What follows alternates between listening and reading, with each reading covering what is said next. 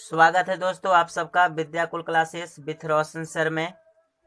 चलिए आज बिहार पॉलिटेक्निक का पार्ट 2 फिजिक्स का वीडियो है। सेट नंबर 2 है जिसमें आपको वीवीआई का 30 प्रश्न आपको देंगे। ये पार्ट 2 है। आप पहले वाला पार्ट नहीं देखे होंगे तो आप उसे देखिए। और प्रतिदिन 30-30 क्वेश्चन आपको फिजिक्स का, केमिस्ट्री का और मैथ का दिया जा रहा है। आप नोटबुक पर लिखते जाइए और याद करते जाइए और ऑनलाइन टेस्ट देते रहिए। चलिए ये बिहार पॉलिटेक्निक का पार्ट 2 है। पार्ट 2 किसका है? पॉलिटेक्निक का। पॉलिटेक्निक का पार्ट 2 फिजिक्स का है। फिजिक्स का कितना प्रश्न है? 30 प्रश्न का आपका एक सेट दे रहे हैं। ये सेट नंबर 2 है। चलिए फटाफट वीडियो को शुरू करते हैं। चलिए देखिए, पहला क्वेश्चन कहता है मानव नेत्र में प्रवेश करने वाली प्रकाश की मात्रा किसके द्वारा नियंत्रित होती है? तो परितारिका के द्वारा नियंत्रित किया जाता है। दूसरा, एक अवतल दर्पण द्वारा एक वस्तु का आभासी प्रतिबिंब प्राप्त करने के लिए वस्तु कहाँ पर रखी होती है? ठीक है, आभासी प्रतिबिंब अवतल दर्पण में तो कहाँ पे रखते हैं? वक्रता केंद्र पर। ठीक है, वक्रता केंद्र पर रखेंगे। समझ गए?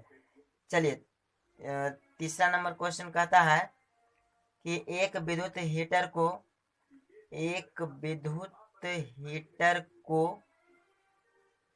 देखिए, ये क्वेश्चन पर थोड़ा सा डाउट हो रहा। कहता है कि एक अवतल दर्पण द्वारा एक वस्तु का आभासी प्रतिबिंब, आभासी है ना, आभासी का मतलब होता है सीधा। तो अवतल दर्पण में सीधा प्रतिबिंब कब बनता है? जब ध्रुव और फोकस के बीच होता है तब। ठीक है, कहाँ होता है?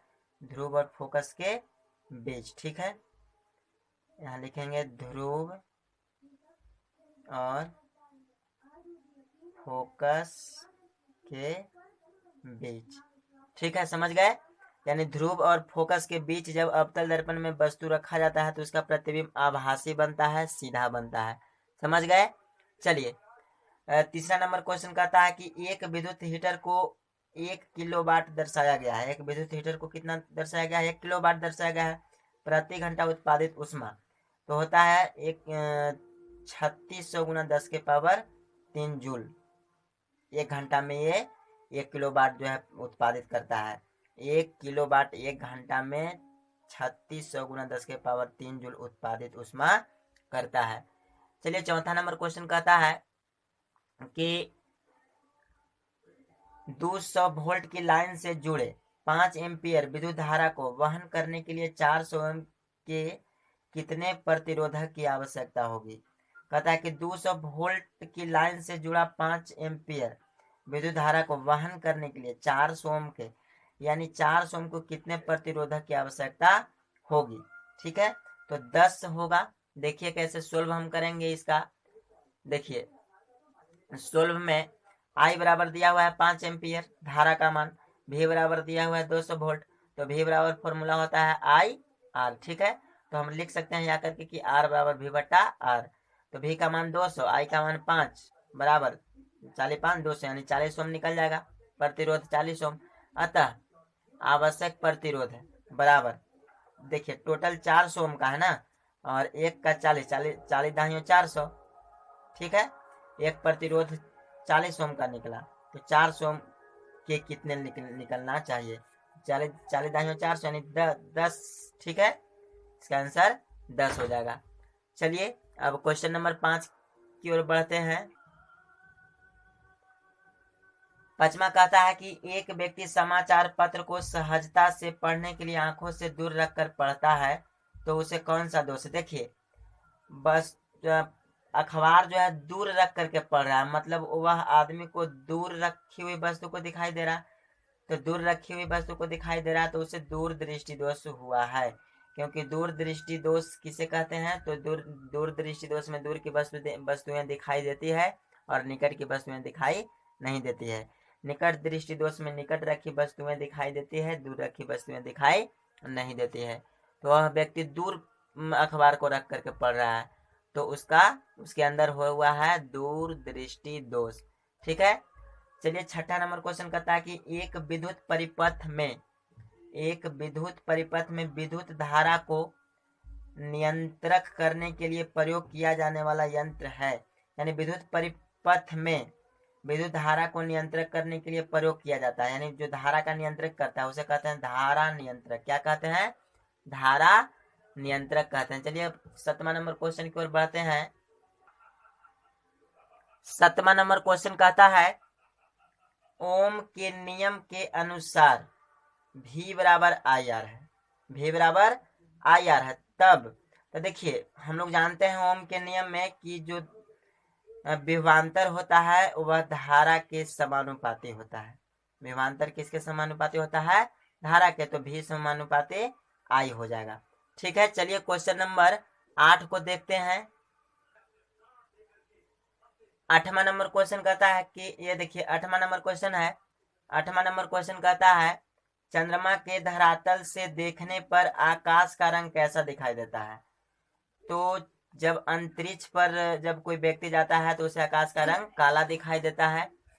चलिए 9वां नंबर क्वेश्चन कहता है कि भले भांति कार्य करने के लिए पवन विद्युत जनित न्यूनतम लगभग पवन की गति होती है। तो पवन की गति होती है 15 किलोमीटर प्रति घंटा। चलिए आइए अब 10वां नंबर क्वेश्चन को देख लेते हैं। 10वां नंबर क्वेश्चन कहता है, ये आपका 10वां क्वेश्चन है। 10वां नंबर क्वेश्चन कहता है कि एक चालक में 5 मिनट में 1500 कूलाम के आवेश प्रवेश करते हैं। 5 मिनट में 1500 कूलाम जो है आवेश प्रवेश करते हैं और 1500 कूलाम के आवेश निकलते हैं। 1500 प्रवेश करता है और 1500 निकलता है, तो विद्युत धारा यानी I बराबर पूछ रहा है, तो I का मान 5 एम्पियर होगा। वो कैसे होगा आइए हम सोल्व करके आपको इसको बताते हैं। देखिए Q बराबर यानी आवेश दिया हुआ है 1500 कूलम, ठीक है। T बराबर 5 मिनट, 5 मिनट को हम सेकंड में निकालेंगे तो 6 5 30, 1 मिनट में 60 सेकंड, 300 सेकंड हो गया। इसलिए धारा I बराबर फॉर्मूला होता है Q बटा T। Q का मान 1500, T का मान 300, 300 पचे 15, 2 जीरो से 2 जीरो, 3 पचे 15, यानी ये हो जाएगा 5 एम्पियर। चलिए अब 11 नंबर क्वेश्चन को देख लेते हैं। 11 नंबर क्वेश्चन कहता है कि यदि आवर्धन यानी आवर्धन को एम से डिनोट करते हैं, आवर्धन बराबर दिया हुआ है 1.5, तो यानी उसका प्रतिबिंब का आकार क्या होगा? वास्तविक होगा, उल्टा होगा? यही आपका क्वेश्चन आंसर ऑब्जेक्टिव में दिया हुआ है। ठीक है, तो देखिए यहाँ पे आवर्धन दिया हुआ है 1.5, ठीक है। तो उत्तर हो जाएगा प्रतिबिंब का आकार जो है वस्तु के आकार से बड़ा होगा एवं आभासी होगा। वो कैसे होगा आइए हम इसे सोल्व करके आपको दिखाते हैं कि प्रतिबिंब का आकार वस्तु के आकार से कैसे बड़ा होगा, क्योंकि इसमें तो कोई वैसा चीज दिया हुआ नहीं है, सिर्फ m बराबर दिया हुआ है। यहाँ पे देखिए m बराबर दिया हुआ है आपको, ये m बराबर दिया हुआ है 1.5, ठीक है। फॉर्मूला होता है m बराबर h डैश बटा h। h डैश हो गया प्रतिबिंब की ऊंचाई, h हो गया वस्तु की ऊंचाई, ठीक है। इसको लिखिए m बराबर h डैश को लिख सकते हैं। यहाँ देखिए m का वैल्यू दे दीजिए, ठीक है, सिंपल सी बात है। 1.5 बराबर h डैश बटा h, ठीक है। इसको याद करके ऐसे भी तो लिख सकते हैं ना, h डैश बटा h बराबर 1.5 बटा, यहाँ ना कुछ होता एक हम दे देंगे, ठीक है। अब यहाँ पे देखिए हो जाएगा h डैश बटा h बराबर, यहाँ पे देखिए दशमलव हटाइए यानी 15, दशमलव के बाद एक अंक, एक पर एक जीरो, ठीक है। 2 पचे 10, 3 पचे 15। अब यहाँ पे देखिए 3 पचे 15, 2 पचे 10, ये यहाँ h डैश बराबर हो गया 3 और h बराबर हो गया 2। ये हो गया प्रतिबिंब की ऊंचाई, ये हो गया वस्तु की ऊंचाई, ये 2 है यानी कम है, ठीक है। और यहाँ पे देखिए h डैश यानी 3 है, तो प्रतिबिंब का आकार बड़ा हो गया, समझ गए। चलिए ठीक है, अगला क्वेश्चन की ओर बढ़ते हैं।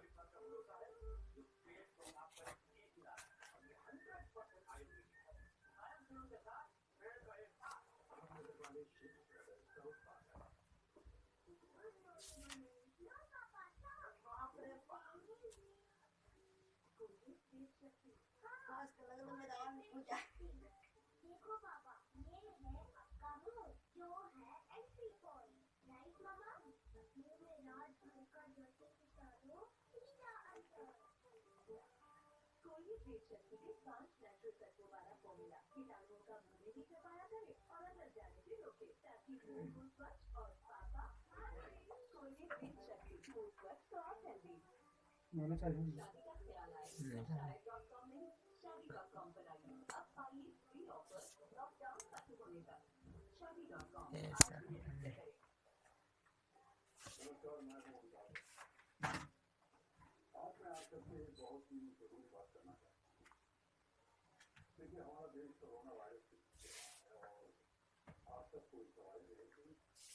देखिए यहाँ पे आपको 13 नंबर प्रश्न कह रहा है, 13, ठीक है। 13 नंबर यहाँ पे कह रहा है क्वेश्चन, नेत्र विशेषज्ञ द्वारा लेंस की शक्ति प्लस 2.5 डायोप्टर बताई गई है। नेत्र विशेषज्ञ द्वारा नेत्र लेंस की शक्ति कितना बताया गया है, यानी P बराबर 2.5 डायोप्टर बताई गई है। तो आपको फोकस निकालना है इसे। तो चलिए सोल्व करके देखते हैं। P बराबर दिया हुआ है 2.5 डायोप्टर, F बराबर भाट, F बराबर फॉर्मूला होता है 1/P बराबर 100/2.5। बैठा देंगे। यहाँ दशमलव हटाने के लिए आप लिख सकते हैं एक दशमलव के बाद एक अंक, तो 10/25, इसको भागा दीजिएगा 40 सेंटीमीटर, आंसर हो जाएगा। फोकस बराबर अतः धनात्मक है, इसीलिए उत्तल लेंस होगा। कौन सा लेंस होगा? उत्तल लेंस होगा, क्योंकि यहाँ पे एफ का मान प्लस में आया है, तो प्लस का में आता है उत्तल लेंस, माइनस में अवतल लेंस। चलिए 14 नंबर क्वेश्चन की ओर अब बढ़ते हैं। 14 नंबर क्वेश्चन कहता है एक विद्युत फ्यूज आधारित है। विद्युत फ्यूज किस पर आधारित होते हैं? विद्युत धारा के उष्मीय प्रभाव पर आधारित होती है, ठीक है। 15 नंबर क्वेश्चन कहता है कि प्रकाश की शक्तिशाली समांतर किरण पुंज प्राप्त करने के लिए वाहनों की हेडलाइट में, तो वाहनों की हेडलाइट में अवतल दर्पण, साइड मिरर में उत्तल दर्पण का यूज किया जाता है, ठीक है। 16 नंबर क्वेश्चन कहता है कि सदैव आभासी और सीधा प्रतिबिंब प्राप्त करने के लिए किस प्रकार के दर्पण, यानी हमेशा उसमें आभासी और सीधा ही बनना चाहिए, वास्तविक उल्टा नहीं। तो समतल दर्पण में भी आभासी सीधा हमेशा बनता है, उत्तल दर्पण में भी बनता है, ठीक है। चलिए 15 नंबर क्वेश्चन कहता है कि एक चुंबकीय क्षेत्र में रखे गए विद्युत वाहक तार पर बल की दिशा निर्भर करती है, तो विद्युत धारा की दिशा के साथ साथ क्षेत्र की दिशा पर निर्भर करता है। 16 नंबर क्वेश्चन कहता है कि कांच के प्रिज्म के माध्यम से श्वेत प्रकाश के विक्षेपण में यह पाया जाता है कि बैंगनी रंग अधिक मुड़ता है और लाल रंग कम मुड़ता है। देखिए क्योंकि लाल रंग का तरंग दैर्ध्य बैंगनी रंग से ज्यादा होता है, यानी सभी रंगों से लाल रंग का तरंग दैर्ध्य ज्यादा होता है, और बैंगनी का जो है तरंग दैर्ध्य सबसे कम होता है। बैंगनी का विचलन ज्यादा होता है, लाल का विचलन कम होता है, ठीक है। चलिए अगला क्वेश्चन की ओर हम बात करें। 17 नंबर क्वेश्चन कहता है कि जल में आंशिक रूप से डूबी एक पेंसिल बाई और जल के अंतर पृष्ठ पर प्रतिस्थापित प्रतीत होती है, यह किसके कारण? तो अपवर्तन के कारण जो है प्रतिस्थापित प्रतीत होती है, ठीक है। चलिए 18 नंबर क्वेश्चन की बात करें तो 18 नंबर क्वेश्चन कहता है कि पूर्ण अपवर्तनांक के बढ़ते क्रम में व्यवस्थित कीजिए, ठीक है। तो यहाँ पे बढ़ते क्रम में अपवर्तनांक सबसे ज्यादा अपवर्तनांक हीरा का होता है, हीरा के बाद सबसे ज्यादा हीरा से कम कांच का, कांच से कम केरोसिन का, केरोसिन से कम जल का, यानी ये देखिए ये बढ़ते क्रम में इस तरह से बढ़ते क्रम में सजाया गया है, ठीक है। चलिए 19 नंबर क्वेश्चन कहता है, देखिए 19 नंबर क्वेश्चन कहता है कि चुंबकीय क्षेत्र रेखाओं के गुण धर्मों के साथ संबंध में कौन सा कथन सत्य नहीं है? कौन सा कथन सत्य नहीं है? जब दो चुंबक रखी जाती है तो वे प्रतिच्छेद करती है, ये गलत बात है। चुंबकीय क्षेत्र की दिशाओं के लिए ये गलत बात है, ठीक है। आप ध्यान दीजिएगा, ऐसा क्वेश्चन पूछता है आपको कंफ्यूज करने के लिए। चलिए 20 नंबर क्वेश्चन कहता है कि यदि लंबाई एवं बल से प्रत्येक के मात्रक को दुगना कर दिया जाए, लंबाई और बल का मात्रक क्या कर दिया जाए? दुगना कर दिया जाए, तो शक्ति के मात्रक में कितने गुना वृद्धि होगी? तो 4 गुना शक्ति में वृद्धि हो जाएगा, ठीक है। चलिए 21 नंबर क्वेश्चन कहता है कि लेंस की शक्ति लेंस की फोकस दूरी किस प्रकार संबंधित है। शक्ति और फोकस दूरी एक दूसरे के समानुपाती होती है, यानी 1/f से प्रत्यक्ष समानुपाती होगा। ठीक है, चलिए अब 22 नंबर क्वेश्चन की ओर बढ़ते हैं। 22 नंबर क्वेश्चन कहता है यदि केस नली का व्यास दुगना कर दिया जाए तो इसमें चढ़ने वाले जल की लंबाई तो दुगनी हो जाएगी। ठीक है, चलिए 23 नंबर क्वेश्चन कहता है कि प्रत्यावर्ती धारा को दिष्ट धारा में परिणत किया जाता है तो दिष्टकारी द्वारा। ठीक है, प्रत्यावर्ती धारा को दिष्ट धारा में करते हैं। ठीक है, चलिए अस्थाई चुंबक के लिए सर्वाधिक श्रेष्ठ पदार्थ होता है एल्निको होता है। क्या होता है? एल्निको। चलिए अब 25 नंबर क्वेश्चन की ओर बढ़ते हैं। 25 नंबर क्वेश्चन कहता है कि विद्युत चुंबकीय तरंगों में से किसकी आवृत्ति अधिकतम होती है। तो विद्युत चुंबकीय तरंगों में एक्स किरणों की आवृत्ति जो है अधिकतम होती है। हालांकि यह ऑप्शन के अनुसार आपको काम करना है। ठीक है, चलिए अब 26 नंबर क्वेश्चन कहता है रेडियो तरंग की चाल और प्रकाश की तरंग की चाल का अनुपात होता है तो 1 होता है। यानी 26 नंबर क्वेश्चन कहता है कि रेडियो तरंग की चाल और प्रकाश की तरंग की चाल का अनुपात होता है 1। ठीक है, 27 नंबर क्वेश्चन कहता है कि किसका विशिष्ट ऊष्मा सबसे अधिक होती है तो जल का अधिक होता है। 28 नंबर क्वेश्चन कहता है सौर मंडल का सबसे बड़ा ग्रह तो बृहस्पति होता है। 29 कहता है नंगी आंखों से हम कितने ग्रह को देख सकते हैं? 2 ग्रह को देख सकते हैं।